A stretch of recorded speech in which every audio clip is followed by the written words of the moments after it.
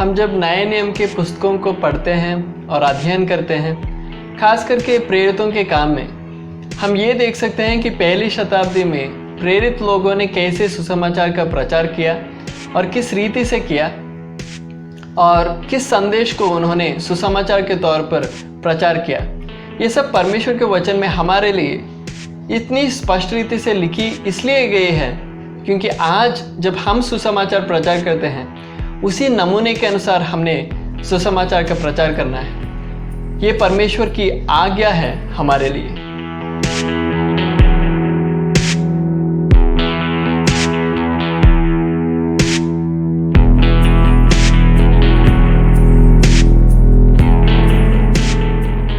नए नियम की कलीसिया के इतिहास के ऊपर हम अगर ध्यान दें तो हम ये देखते हैं कि कलीसिया की शुरुआत ही सुसमाचार के प्रचार के द्वारा हुआ है। उसके विषय में हम परमेश्वर के वचन में बहुत स्पष्ट रीति से देख सकते हैं। उसके लिए एक वचन हम पढ़ें परमेश्वर के वचन से। मरकुस रचित सुसमाचार 16वां अध्याय उसका 15 आयत। मरकुस 16 का 15। और उसने उनसे कहा, तुम सारे जगत में जाकर सारी सृष्टि के लोगों को सुसमाचार प्रचार करो। इधर हम ये देख रहे हैं कि प्रभु यीशु मसीह अपनी मृत्यु के बाद, क्रूस पर मृत्यु के बाद, जी उठने के बाद, स्वर्गारोहण होने से पहले अपने चेलों को ये आज्ञा दे रहा है कि तुम सब जगह जाकर, सब देशों में जाकर सब लोगों को सुसमाचार का प्रचार करना। और उसी आज्ञा के अनुसार प्रभु के स्वर्गारोहण के बाद 10 दिन इंतज़ार करने के बाद उन्होंने पवित्र आत्मा की भरपूरी पाई। उसके बाद उन्होंने सुसमाचार का प्रचार शुरू किया। उस प्रचार के ज़रिए कलीसिया की शुरुआत हुई है और जगह जगह प्रचार करने के ज़रिए जगह जगह कलीसियाएँ स्थापित हुई। इसके विषय में हम प्रेरितों के काम में खास करके हम विस्तार में देख सकते हैं। लेकिन कलीसिया की जो इतिहास है, शुरुआती इतिहास, हम संक्षिप्त रीति से हम इसी 16वें अध्याय के आखिरी आयत में हम पढ़ सकते हैं। इसी मरकुस 16 का 20वां आयत हम पढ़ें। और उन्होंने निकलकर हर जगह प्रचार किया और प्रभु ने उनके साथ काम करता रहा और उन चिन्हों के द्वारा जो साथ साथ होते थे वचन को दृढ़ करता रहा। आमीन। इधर हम ये देखते हैं कि उसी आज्ञा के अनुसार चेलों ने सब जगह जाकर सुसमाचार का प्रचार किया। उस प्रचार के ज़रिए बहुतों ने उद्धार पाया। ऐसे उद्धार पाए हुए लोग जब एक झुंड हुए हैं, उस झुंड को हम कलीसिया करके हम कहते हैं। ऐसा कलीसिया की शुरुआत हम देख सकते हैं। उसके विषय में हम प्रेरितों के काम 2 अध्याय में हम पढ़ सकते हैं। उधर पिंतेकुस्त के उस त्योहार के दिनों में यहूदी लोग सब जगह से इकट्ठे जब आए हैं, पिंतेकुस्त के दिन उनको प्रेरित पत्रस सुसमाचार का प्रचार कर रहा है और उसके ज़रिए कलीसिया की एक शुरुआत हम देख सकते हैं। उसी के ज़रिए कलीसिया फैली है। उसके बारे में मैं सिर्फ आखिरी आयत में पढ़ना चाहता हूँ। प्रेरितों के काम 2 अध्याय 47वां आयत। और परमेश्वर की स्तुति करते थे और सब लोग उनसे प्रसन्न थे और जो उद्धार पाते थे उनको प्रभु प्रतिदिन उनमें मिला देता था। इधर हम ये पढ़ते हैं कि उनको प्रभु प्रतिदिन उनमें मिला देता था। हिंदी में ये शब्द कलीसिया करके इस आयत में नहीं है, लेकिन अगर हम अंग्रेज़ी में देखें तो, बाकी भाषाओं में देखें तो हम ये देखते हैं कि कलीसिया करके वो शब्द प्रेरितों के काम में पहली बार इस आयत में हमें पाने को मिलता है। तो कलीसिया की शुरुआत हम इधर देखते हैं। सुसमाचार का प्रचार हुआ है, उसके ज़रिए कलीसिया की शुरुआत हुई है। उसके पहले कलीसिया के जगह में, उस शब्द के जगह में चेले लोग या मसीही भाई या भाई लोग करके हम पढ़ सकते हैं। तो उसके लिए मैं ये पढ़ना चाहता हूँ 1 अध्याय उसका 15वां आयत। प्रेरितों के काम 1 का 15। उधर हम पढ़ते हैं, उन्हीं दिनों में पतरस भाइयों के बीच में जो 120 व्यक्ति के लगभग थे खड़ा होकर कहने लगा। इधर भाइयों करके लिखा है, लेकिन अंग्रेजी में हम देखें तो चेले करके लिखा है। तो चेले करके जो शब्द था, तो वो शब्द हटकर कलीसिया करके एक शब्द आगे आ रहा है। तो वो 47वां आयत में हम पढ़ते हैं। तो इससे हमें ये समझ में आता है कि सारी कलीसिया, यरूशलेम की कलीसिया सिर्फ नहीं, आज की कलीसिया सिर्फ नहीं, पहली शताब्दी से लेकर आज तक जो भी उद्धार पाए हुए परमेश्वर के संतान जो कलीसिया है, उन सब की एक शुरुआत पेंतेकोस्त के दिन में हुआ है। वो सुसमाचार के प्रचार के द्वारा हुआ है। उसके अलावा स्थानीय कलीसियाओं को भी परमेश्वर के वचन में कलीसियाएं करके हम लिखा हुआ हम पाते हैं। प्रकाशित वाक्य में हम देखते हैं 7 कलीसियाएं हैं, एक कलीसिया नहीं 7 कलीसियाएं, वे स्थानीय कलीसिया हैं। तो कुरिन्थुस नगर में एक कलीसिया है, एफसुस नगर में एक कलीसिया है, रोम नगर में भी एक कलीसिया है। उसके विषय में मैं 1-2 आयत में पढ़ना चाहता हूँ। कुरिन्थुस नगर की कलीसिया को एक उदाहरण के तौर पर रखकर मैं कुछ आयतें मैं पढ़ना चाहता हूँ। पहला कुरिन्थियों पहला अध्याय, आइए हम पढ़ें। पहला कुरिन्थियों पहला अध्याय उसका 2 वचन। उधर हम पढ़ते हैं, परमेश्वर की उस कलीसिया के नाम जो कुरिन्थुस में है। तो कुरिन्थुस में जो कलीसिया है करके हम परमेश्वर के वचन में हम पढ़ सकते हैं। उस कुरिन्थुस नगर में कलीसिया की शुरुआत कैसे हुई करके हम प्रेरितों के काम 18 अध्याय में हम पढ़ सकते हैं। प्रेरितों के काम 18 उसका कुछ आयतें हम पढ़ना चाहता हूँ। पहला आयत में हम इस रीति से पढ़ते हैं, इसके बाद पौलुस एथेंस को छोड़कर कुरिन्थुस में आया।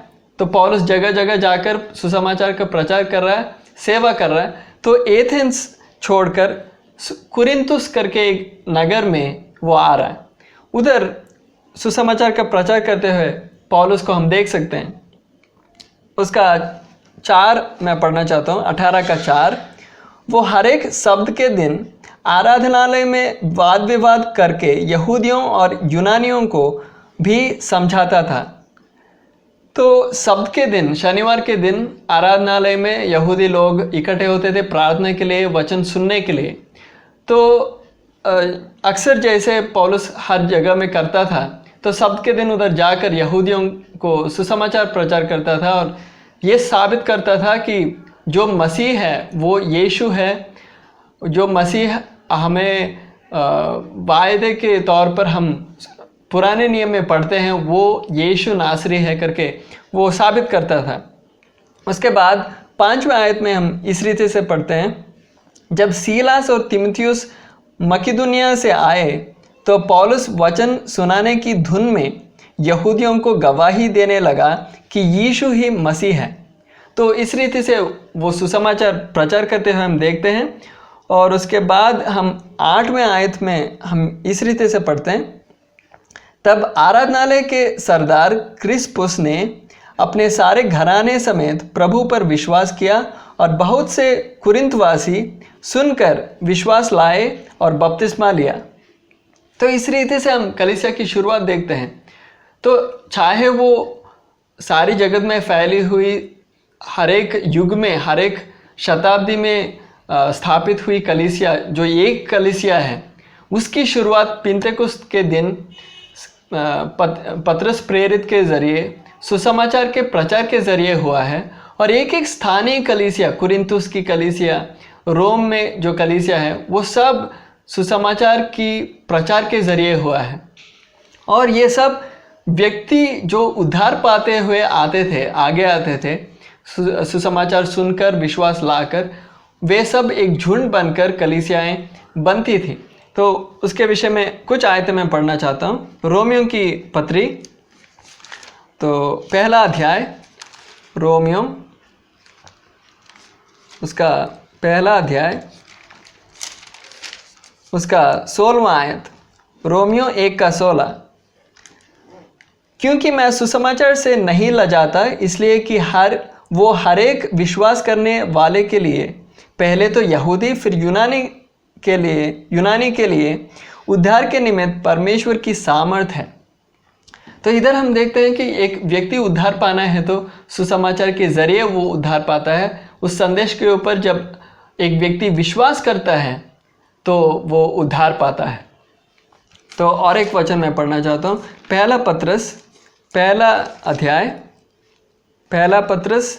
पहला अध्याय उसमें 23 और 25 में पढ़ना चाहता हूँ। 23 में हम इस रीति से पढ़ते हैं, क्योंकि तुमने नाशवान नहीं पर अविनाशी बीज से परमेश्वर के जीवते और सदा ठहरने वाले वचन के द्वारा नया जन्म पाया है। इधर हम देखते हैं कि नया जन्म जब हम पाते हैं, उद्धार पाते हैं, वो सुसमाचार के ज़रिए, परमेश्वर के वचन के ज़रिए हम उद्धार पाए हैं करके हम इधर पढ़ते हैं। वो परमेश्वर के वचन क्या है करके हम 25वें आयत में हम पढ़ सकते हैं, परंतु प्रभु का वचन युगानुयुग स्थिर रहता है और यही सुसमाचार का वचन है जो तुम्हें सुनाया गया था। तो परमेश्वर के वचन में से हमने क्या सुना और उद्धार पाया?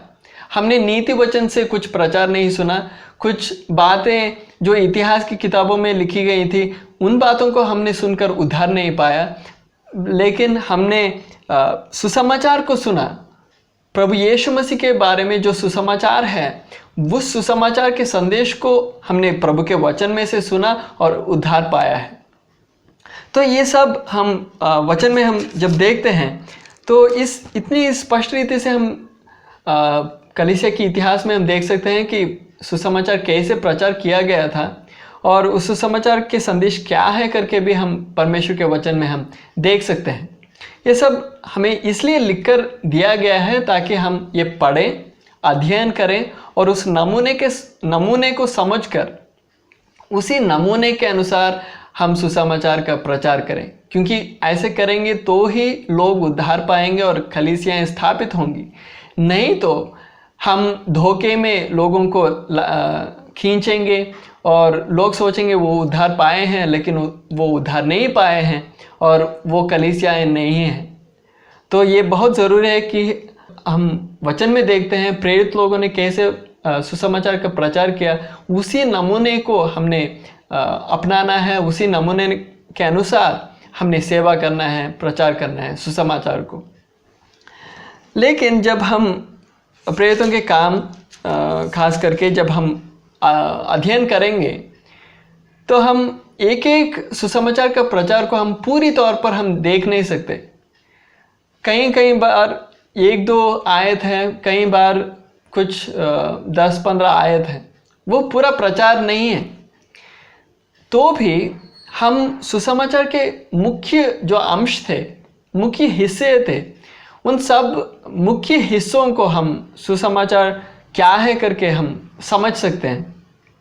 तो प्रेरित जब सुसमाचार प्रचार करते थे, उनका मुख्य बात क्या था, वो किस तरफ लोगों का ध्यान खींचते थे और उनका संदेश का मुख्य जो बात क्या था करके हम समझ सकते हैं।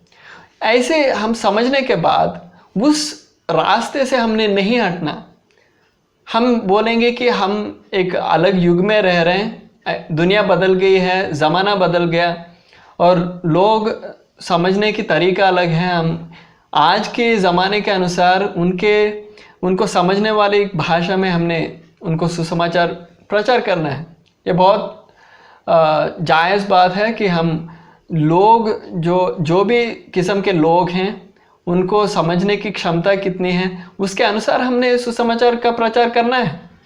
और इस बात को भी हम परमेश्वर के वचन में देख सकते हैं, क्योंकि पौलुस सिर्फ यहूदियों को प्रचार नहीं करता था, अन्य जातियों को भी प्रचार करता था। और जैसे यहूदियों को सुसमाचार का प्रचार करता था, उसी रीति से अन्य जातियों को सुसमाचार का प्रचार नहीं करता था, क्योंकि यहूदी लोग परमेश्वर के वचन जानते हैं, पुराने नियम को जानते हैं, मसीह के बारे में जो वायदे हैं, नबूवतें हैं, उन सब बातों से वो परिचित हैं। तो उन बातों को लेकर ये समझाता था कि जो पुराने नियम में जो वायदे हैं, नबूवतें हैं, भविष्यवाणियाँ हैं, वो सब नासरी यीशु में पूरी हुई है। यीशु नासरी ही वो मसीहा है जिसके विषय में हमें वायदे मिले थे। लेकिन अन्य जाति लोग परमेश्वर को नहीं जानते, परमेश्वर के वचन उनके पास नहीं है। तो उनके पास सुसमाचार का प्रचार जब करता था तो पौलुस उसी रीति से नहीं करता था। उनको समझने वाली भाषा में वो करता था, वो भी हम प्रेरितों के काम में हम देखते हैं। लेकिन उस संदेश में कोई बदलाव नहीं था, समझाने की तरीके में बदलाव था।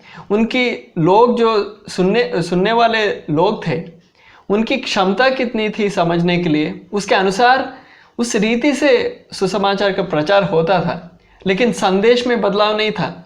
उस दिशा, जिस दिशा में जिस तरफ उनका ध्यान खींचा जा रहा था, उस दिशा में कोई बदलाव नहीं था, उस लक्ष्य में कोई बदलाव नहीं था, उस संदेश का मुख्य अंशों में कोई बदलाव नहीं था।